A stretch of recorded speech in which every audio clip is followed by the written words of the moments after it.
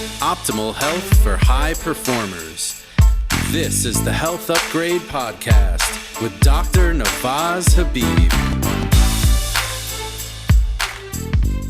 Hi everyone, it's Dr. Habib. I'm really excited about today's guest because it's a really relevant talk and a really relevant chat in regards to kind of what's going on in the world right now and what we need to do to be able to show up as the best version of ourselves and the importance of community in that. So Dr. Michelle Peris is our guest today. She's a naturopathic doctor, a tribe builder, speaker, women's empowerment advocate, mother, and a definite wild woman.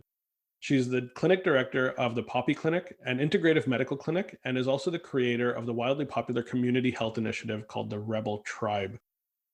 She is immensely passionate about helping women and their families become their own best health advocate and believes that empowered, health-conscious individuals can achieve a superior quality of life. I'm really excited about the talk. We get into some amazing points in regards to how community is important and how it is required for us to be at our best health and our best selves, regardless of the hat that we're putting on. So highly recommend this conversation for both males and females. Everyone, join me in welcoming Dr. Michelle Peris. Thank you so much for being here, Michelle. Thanks so much for having me. I'm really excited to be here. We've been chatting for quite a while about getting together and having this conversation, and it's even more relevant now than it ever has been, considering the state of the world for the past year, how things have gone for so many people, the challenges that are coming up and being magnified at such an incredibly crazy rate right now. So we're going to speak a lot about community and how you started the Rebel Health Tribe. But before we get into that, I'd love to hear your journey. I'd love to hear how you became a naturopathic doctor and your journey into becoming the boss lady that you are. Oh, you're so nice. I love chatting with you. I'm very excited to chat with you today and talk about community because it is so relevant and it's the message people need to hear right now, because as this goes longer, I think the more fearful people are becoming of each other, and we gotta have conversations to quash that, because it's just not okay. So how I became a naturopathic doctor. Well, I was in kinesiology and I was living in Calgary. And I was working at a physio clinic as a physio aide. Physiotherapy was like, this is what I'm going to do. I'm so excited about it. And then all these physiotherapists were going and writing their MCAT to become medical doctors. And I thought, oh my gosh, I'm working so hard, volunteering all my time. Why are you all becoming doctors? So it was a blessing in disguise that all of them were willing to have such honest conversations with me, but they felt limited by what they were able to do for their clients. And that really got me to consider medicine. So I really geared up. I was going to write the MCAT. And by some blessing, this woman, the massage therapist at the clinic, noticed my vibrant energy, but at that time was much more sugar addicted energy.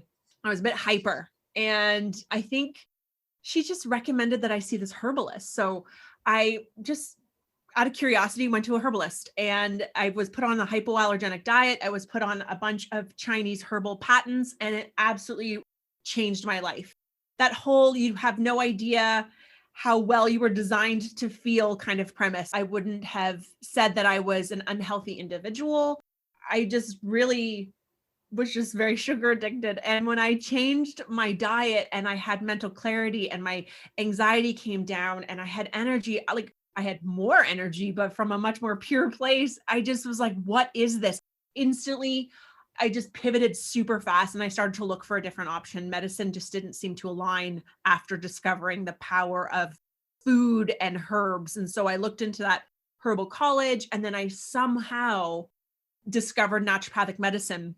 I looked at the curriculum and I was like, this was what I was meant to do. This is my calling. This is what I'm meant for, which is, the nerds in us that see this, right? So I finished my degree within a couple of months. I apply late to naturopathic medicine, and I basically graduated in December and started naturopathic medicine in the January. It was just like boom, boom, boom. I just tried to go as fast as I could once I figured out where I was supposed to be. And I really never looked back. So it was just so funny to me that I'd never really seen a naturopath before that moment, but it was the curriculum that just drew me there. Was something compelled.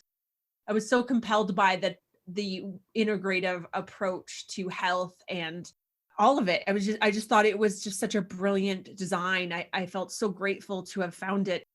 After graduating, I ended up getting a really great position at a clinic, taking over an existing practice, and wound up in Oakville. Wasn't sure, should I go back to Calgary? What am I supposed to do with my life? So my dad said, you go where the opportunity is. And that's what I did. And then it just kind of all grew it from there. And I learned very quickly as a naturopathic doctor that when we help provide support, when we facilitate support amongst patients, there was an acceleration in the health transformation. And that was really inspiring to me. So I would, try for group detoxes, which was more like pulling out your teeth. Like it was like, please join this, please. I just felt like it was such work. And I remember when I was talking to a bunch of people at the beginning of creating the Wild Collective, and I was like, telling people, and they were like, I don't know if you can get 20 women together to commit for a 10-month thing. And I probably had my own doubt, but I had this, calling to do something greater and massive willingness to try something new, to disrupt something that needed major disruption. And I was willing to fail for that. And fortunately, I didn't. Fortunately, that first round, I convinced 20 women to hang out once a month for 2 hours for 10 months, where we would deliver foundational program on women's health, one that I thought was empowering, one that I thought every woman deserved to know in order to take inspired action in her own life. And all the while help them feel more connected to themselves and to each other. And it ended up evolving to being called the Divine Feminine. I obviously didn't come up with that, but when I was putting this all together, I just remember the humility I had. I was like, okay, I can teach you about health, but this whole intuition, Divine Feminine piece, like we'll learn that along the way. I have no idea what I'm saying, but I'm really inspired by it. So it just ended up evolving into this thing, which is now a movement, which is now in 53 doctors' hands and 46 clinics, like we are in Canada and the US. And we are bringing out an innovative way for women to hang out in a healthcare space, because it actually facilitates a more powerful transformations. Every time I hear the story, and I've heard it a few times now, and I didn't realize the numbers are where they are now. So Yeah, congratulations, that's pretty spectacular. The thing that I remember is the picture of you standing in front of the table with your Dr. Michelle Peris stuff, and you're trying your best to get somebody to pay attention to you at an exhibition. And I still remember that picture, and how happy I am that you were able to figure out how to shift from being the bee to being the flower, and that you have created some amazing tools and a community building, essentially, like curriculum and a business in a box that you now have been able to expand out to 50 some odd doctors and clinics that are able to create this amazing change that you were able to create right off the bat. So you're obviously the right person to discuss community and understanding how community actually helps to accelerate those positive health changes and those transformations. I want to get into the first time you started the Wild Collective, and Mm. then as you kind of went into the Rebel Health Tribe and how things kind of blew up from there. When you went in that first time, you said, I can teach you about health, but we're going to figure out the Divine Feminine and that community piece kind of secondarily. And you did that building the plane as you were falling off the cliff, basically, right?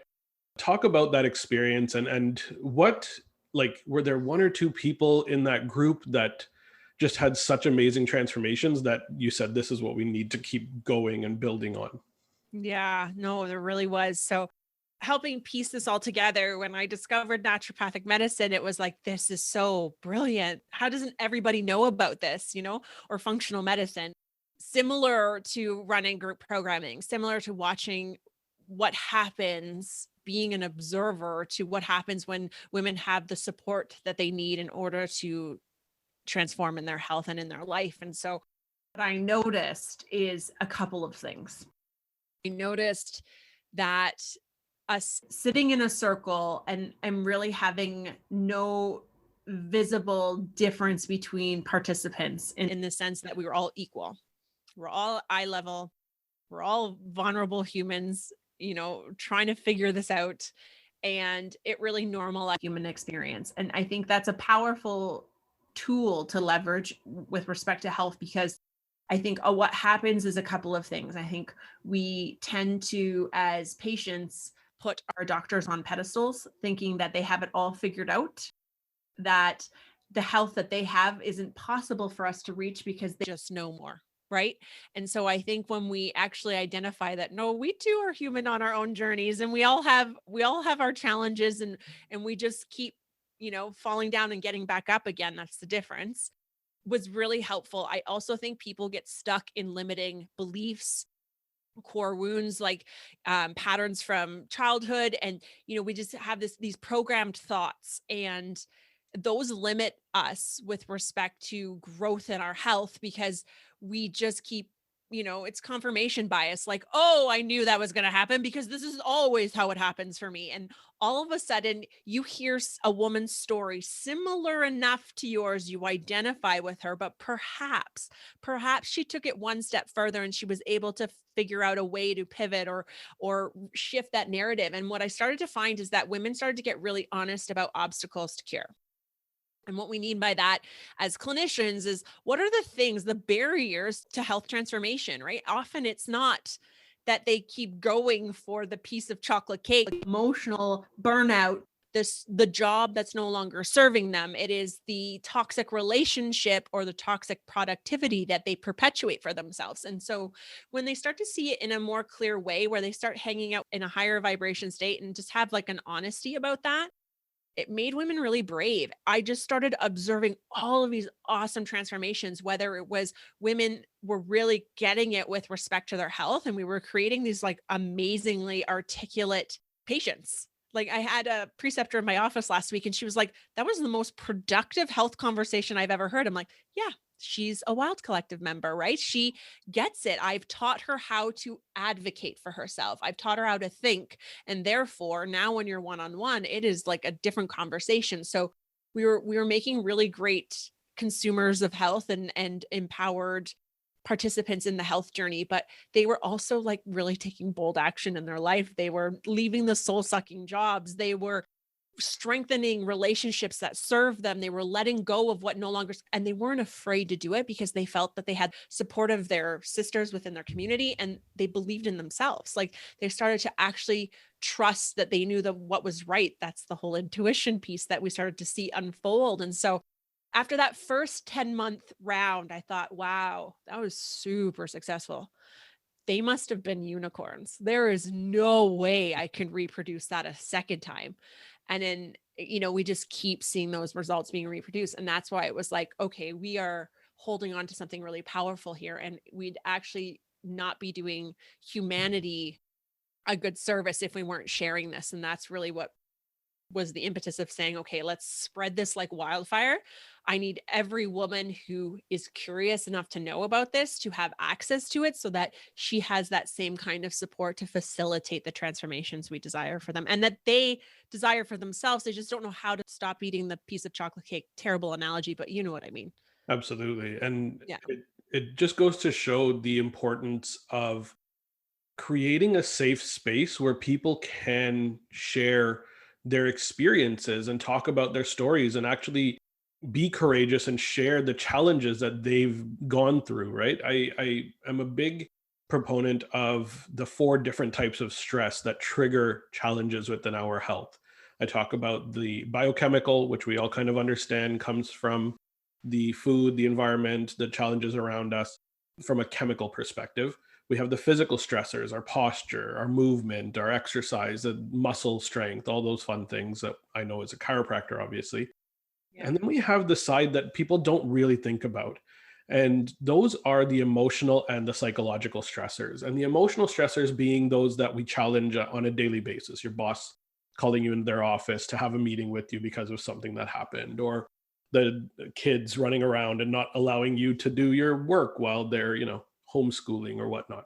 And then we have those perspective builders, the psychological stressors, the things that happened in the past that created the lens through which you see the world.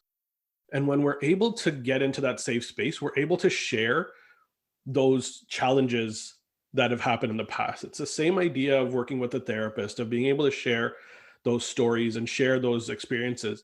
But by doing it in a group setting, essentially what you've been able to do is accelerate that and exponentially grow the amount of comfort and safety that people are feeling, because they realize that there is no difference between one person or the other. Nobody's at an elevated level. They may have just taken it that step further. It's so wonderful to hear that. And I'm a huge fan of the idea of empowerment and advocacy, teaching people to be the best consumer, the best version of themselves, so they can go out and share that with others. And I think that's exactly what the Wild Collective does. So, like, congratulations on that. Thank you. Yeah, there was a couple of things. I remember sharing this idea with another doctor, and they were like, where are you referring them after they've opened up and they've shared all this? And I was like, I actually truly believe in my soul that community is the medicine, not to discount any other referral when needed and indicated, but there is so much power in sharing. And it's, even though it might be in our viewpoint heavy, that's not necessarily how it's perceived by them. It's actually very healing to share. And there are so many transformations that are happening within a community that are not super obvious. They're like happening on the inside, and it's so beautiful. And I thought what was really interesting too is that there are certain things that we block out because they were hard, they were scary, we don't want to deal with them emotionally. And when you just have open conversations, this doesn't mean you're directly having these hard conversations at all. We're having valuable conversations, but I think people then start to put together all the pieces and go, maybe this is actually important, and maybe I do need to share this with someone in order to get healthy. So it's really so interesting to see those facets open up for individuals. It's like, it really is that holistic health. I think community completes that pie for us to be able to say, like, now we know people are getting all facets of themselves, and they're ready to deal with that in order to transform, which is such a beautiful thing. Yeah, so like beautifully stated. I love that. I want to talk about how the last year has been, and the fact that we know that there are so many challenges now in regards to loneliness, and loneliness being that all cause mortality, the leading cause of all cause mortality. And how were you guys able to make a bit of a shift, and what is it that people can do kind of on their own? What are some of the things that we can look for now to help create that sense of community, even though we can't physically all be together in big groups in a nice circle? What are the things that we can kind of do from here on out? Yeah, that was the humor of expanding in a pandemic.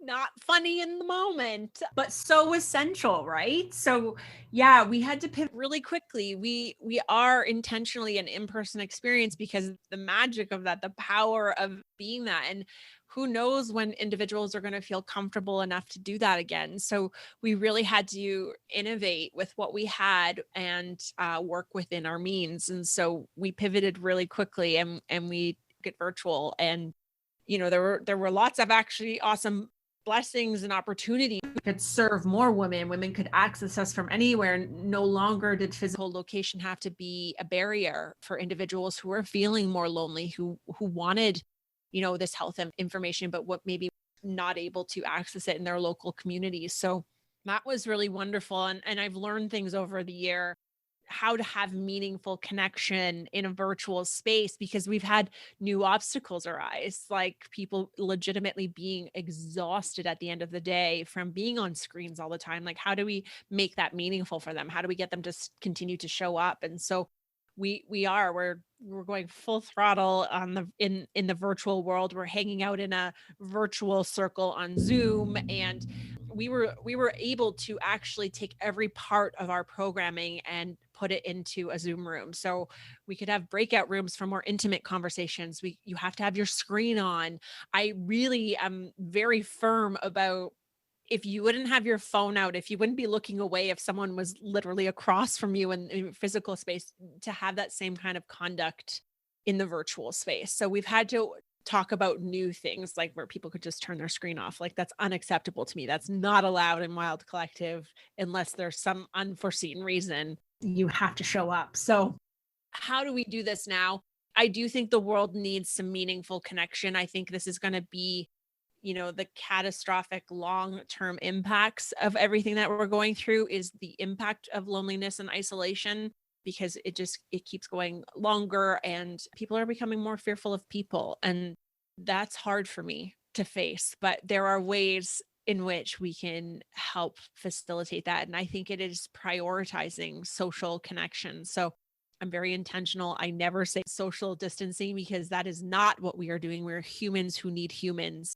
And perhaps we are physically distanced right now, but I am definitely talking to people about prioritizing social connection. So, I think one of the beautiful things is that if we are home more, like, I started reaching out to my naturopathic community that I graduated with. So friends from the past, family, text messaging, like there are ways in which I do feel grateful that if we are going through this, we have so much technology that allows us to see each other and feel connected, and that there's an intimacy that can be relayed with that. So I did find that there were ways in which we could feel connected. If you have people at home, intentionally hugging them and spending time.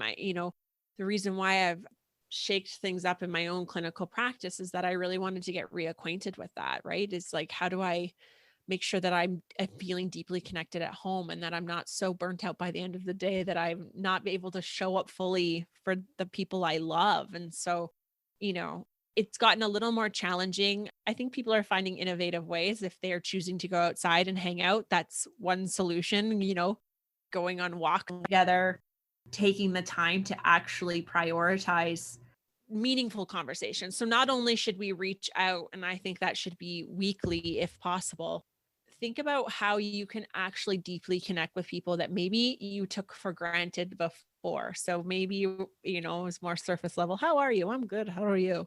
Yeah. And actually like go and look up what may some meaningful questions be. What would help facilitate a meaningful conversation so that you can feel deeply connected, and setting those intentions. So I think so much has to do with how we intentionally show up for things. And so I think, there have been beautiful blessings out of this too, right?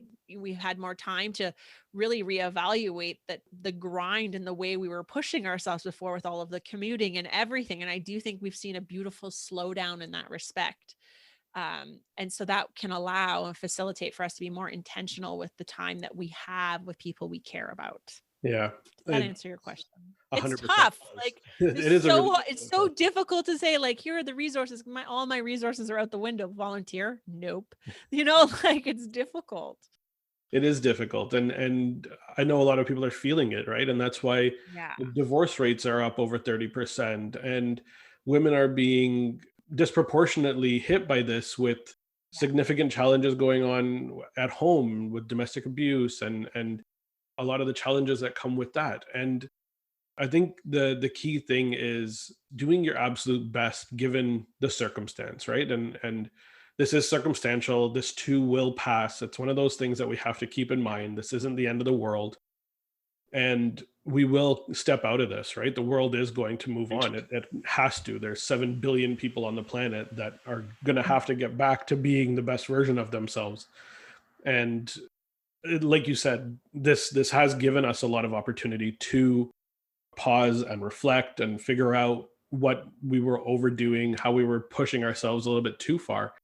And it really has given a lot of people an opportunity to kind of take that next step in their health. And I think that's a really important kind of place for us to go. I want to talk about the effect of loneliness on health and what the major challenges can be that people are experiencing when they're feeling lonely, when they're feeling isolated. Yeah. So I think this is so important because I think if we understood this information, we prioritize this completely different, right?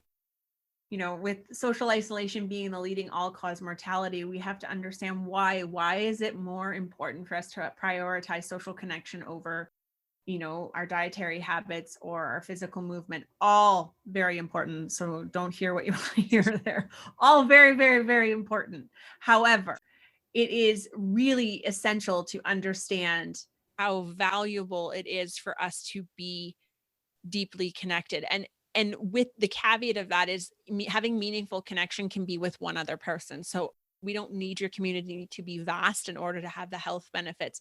but we are literally wired for connection. When our brain is in a state of non-thinking, it's social patterning. Where do we fit in? Brain is always trying to fit in with the tribe, if you will. We're always trying to look for alignment of core values so that we fit in. That is important to us. That is how our brain evolves through the years from infancy into teenagerhood, when they pull away and start to take on the norms or the values of the collective around them, right? So we are always looking at this. And when we have that, our brain interprets that as safety, because if we go back to when we were living more in tribes and real threats were like animals, if you were alone, your brain was like, this is not safe. You were releasing the stress hormones. You were going into fight or flight. Your body was down regulating your viral protection and up regulating your antibacterial protection, because you were going to have to fight off infection from possible harm, like a tiger bite, right? So our brain is literally saying, oh, when I'm with people, I am safe. I'm likely to fend off impending threat. And when I am alone, that equals unsafe and bad. And so that's literally how our brain is wired to think, in order of how it protects us. And it's so brilliant.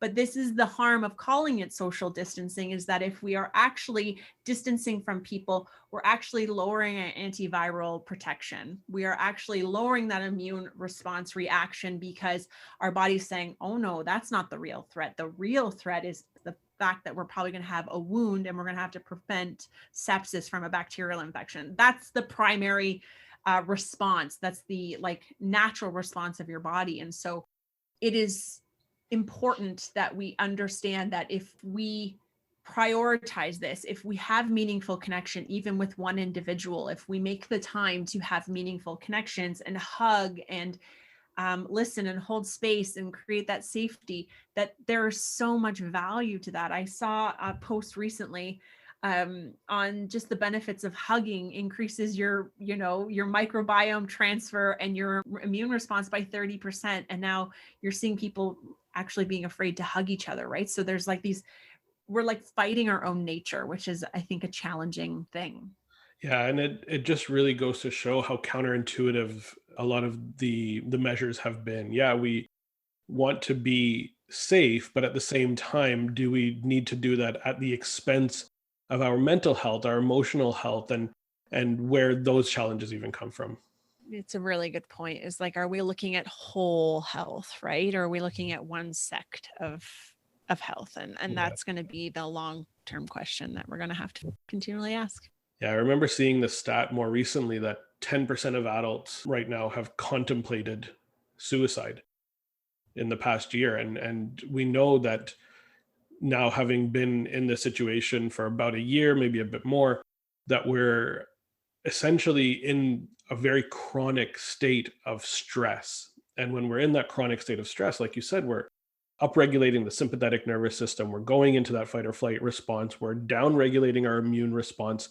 We're actually shutting down our vagus nerve. And when we shut down our vagus nerve, as many of our listeners will know, you're not allowing the inflammation control to be there, and the inflammation levels are able to elevate and cause more challenges. And this is where we get into autoimmune conditions and leaky gut and digestive dysfunction and microbiome imbalances, which are exacerbated by not hugging other people because we don't get that microbiome transfer. So we could go down this rabbit hole forever. Yes, we sure could. But we will. But we won't. And the entire, I think, reason, or the overall overarching thing here, is that we need to foster some level of social connection in order to be able to stay healthy, in order to be able to actually fight off whatever virus or whatever challenge is presenting itself to us, and to feel safe, and to be able to actually elevate ourselves to not only take charge of our biochemical health, but take charge of our physical and emotional and psychological health as well, to be able to manage all of those stress levels. It's a really difficult kind of balancing act right now. And I know for a lot of people out there, their moms, their dads, their parents, they have kids at home running around upstairs. They're running in to ask about tech issues on their homeschooling, and they're dealing with a lot of those challenges. Let's talk a little bit about taking time with other people outside of those people that you're kind of quarantined or stuck in lockdown with, and being able to use that to help become the best version of yourself at home and with your family, with your kids. What are some things that people can do from that perspective? And what is the effect of that when you are able to be the best mom and dad that you could possibly be? I learned from a very early time in motherhood that I was better when I took time for myself. I never wanted to abandon who I was. It was just something that felt very unnatural to me. And maybe that like sometimes I think I'm deficient in a mom gene if there was one, but I've always prioritized ways of fueling myself, and maybe that makes me a leader in that. And I learned from others who are amazing nurturers. But so very early on in motherhood, I would go out for dinner with some friends once a month, and I learned that laughter, that being myself, that time to fuel my own social connection and my other areas of my brain, that filled my cup, the proverbial cup, so that I could actually go out and serve and be more nurturing to my family and to my patients and my community at large.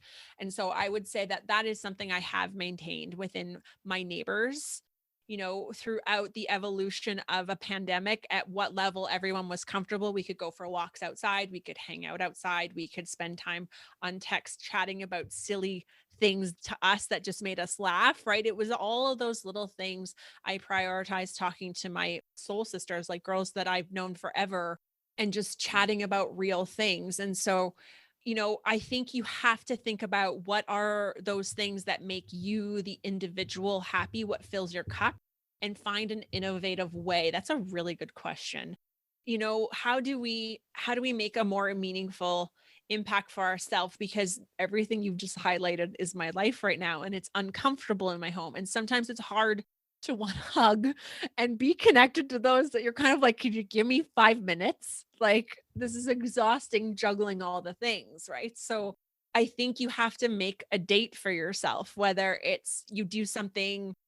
And let's go to, I know we're talking about the one-time moment. So what are the daily practices that cultivate health? What are the things? So for me, to give you an example, there's a few things that I had to take radical responsibility and action on in order to feel like Michelle in the midst of everyone taking my time. And that's the mom gene thing missing. But so there's two things that I did. I decided to really dial in my nighttime and daytime routine. So I've been getting up at 5 a.m. every morning, and I got myself a treadmill desk, and I walk and I work in peace for 2 hours. And I can just walk if that's what I need. And I meditate every morning and I set the tone for the day. I really think it's important for me to decide who I want to be in my day and conduct myself as such instead of my day owning me. And that's so easy for me. Like if I have a child come in and like swoop, I get swept into their world very, very easily unless I'm intentional.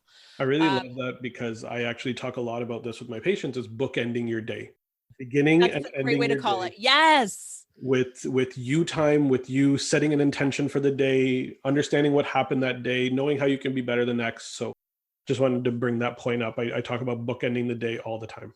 It's everything. And now that and you know what was beneficial about online learning was making that an absolute must. I don't like 5 a.m. I'll be very honest. I'm not a morning person. But the idea of not maybe having any other moment to myself, I'm like, oh, Michelle gets out of bed, no problem right now. So like that, you always have to be grateful for the opportunity. It's made me a part of the 5 a.m. club. So congratulations, pandemic, you win. Like Yeah. I'm able to care for myself. And same with the end of the day. So I have an infrared sauna blanket. I'm totally obsessed with it. So I sweat for half an hour. I have a super cold shower and then I go to bed. I read something really relaxing. And when doing my sauna, I'm watching like a totally terrible show. I won't even admit how terrible it is. But not that I'm condoning that. It doesn't fall with any of the health rules, but it makes me feel like Michelle. And that's important too. And so there's the daily habits, and then there's also the prioritizing. Like for me, I feel most like myself when I'm super giggly with my girlfriends. It's weird humor, it's childish, But that makes me feel like, oh, there she is. Like she's still her, she's still intact. Yes, she's a mom and a wife and a doctor and a community leader and all the things, but she's also just really goofy. And so I think if we have a nice prioritizing balance of bookending your day, thank you, and some meaningful social connection with people who light your soul on fire, then I'd say you're winning at life for sure right now. I love the way that you did that. And I want to just kind of point out that all of the different hats that you have to wear, the most important one that you have to wear is the Michelle hat, right? Right. And remembering who you are, remembering what you want, remembering your hopes, your dreams, your desires, and using the bookends of that day to be able to bring those back in and just ground yourself within being Michelle. And then the other hats can go on when the other times are necessary, being mom, being Dr. Peris, being the boss lady, being everything, right? And I just love that, and I want to be able to acknowledge that you do a great job of it for sure, from my perspective. Thank you. Yeah, you don't see the chaos behind the scenes, but you highlighted something very important, and I want to bring that up. I think the reason why community works so well, I think the reason why Wild Collective has had the success that it's had is because what we are doing is helping women tap into mission, purpose, and desire. And when you have those things, you're an unstoppable force. You start to fall in love with your life instead of your life owning you. And I really want to highlight that. That is the magic of community, is like finally people are given a space to go, like, I'm allowed to desire. I've never been asked that before. Like, we all do the things because we're keeping up with the Joneses, and air quotes, like we're doing all the things because we should. You go to school, you get the job, you have the family, and do you pause and say, am I happy? Am I enjoying this? What do I even desire? And many people have never asked themselves that. And so when you create a space where you have permission to dream, it's like the most beautiful, inspiring space to hang out in. And so that is the ultimate. That is what we're trying to do. I can't think of a better way to bring this conversation to kind of an ending point. The magic of community is real. The need for that connection is absolutely real, and those who are able to kind of tap into that and take that step to be able to optimize their health, to be able to optimize the ability to get things off their chest because they're able to speak to people in a safe space, the effect of allowing you to be in a safe space where you can then allow yourself to think about your dreams and your hopes and your goals and what's coming in the future, what's positive and what's exciting. That's what drives that positive health, and that's what drives so many people to become the achievers that they are. So absolutely wonderful. Michelle, could you let us know a little bit about the Wild Collective? And I believe you're going to be launching a new round real soon.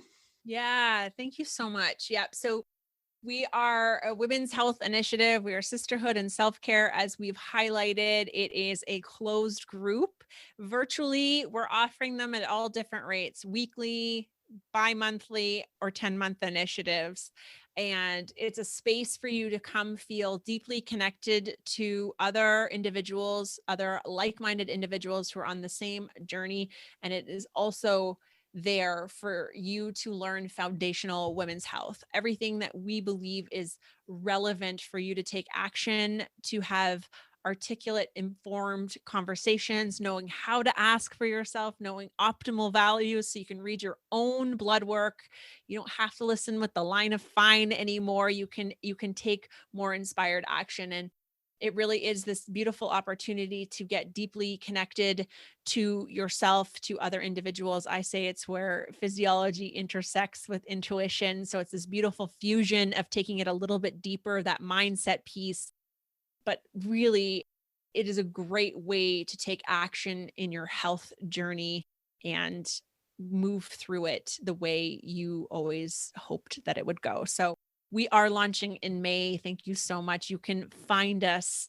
There are a couple of ways, but if you go to michelleparis.com, there's a place you can sign up. I'll add something to the show notes that we have, like a download gift for you guys if you would like that. The 7 essential tests for reclaiming your wild. And all through that, you can learn how you can join us and stay connected with us. And we have a sisterhood scholarship. So we have spots that are there for those who might not otherwise be able to afford integrative healthcare. So many ways in which you can engage in our community. Absolutely love it. I think you've created such an amazing tool, an amazing group of practitioners that are sharing these amazing tools with such wonderful people out there. And I can't thank you enough for coming on the show. I do want to just quickly mention that community isn't just for the females, That's that right.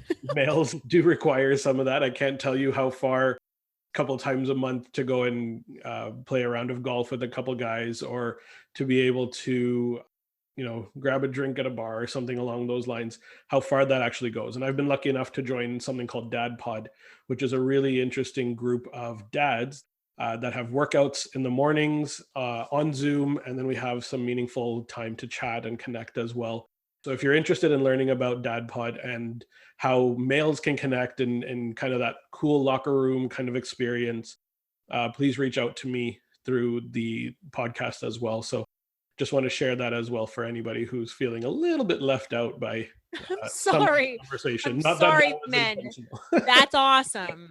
That's so great. No, I mean, we've always been asked, we just don't know how to engage it in the same way, but it's just as essential, right? So that's so cool. Yeah, that's amazing. Yeah. So if you're interested in any of this, if you're interested in joining the Wild Collective, I highly recommend go to michelleperis.com, follow her on Instagram, get to learn a lot of the cool stuff that she does. I saw the picture of your treadmill desk this morning. That was pretty cool. And I'm really excited for what the Wild Collective has coming and all the amazing things that you're doing. So thank you again so much for joining us. Thank you so much for having me.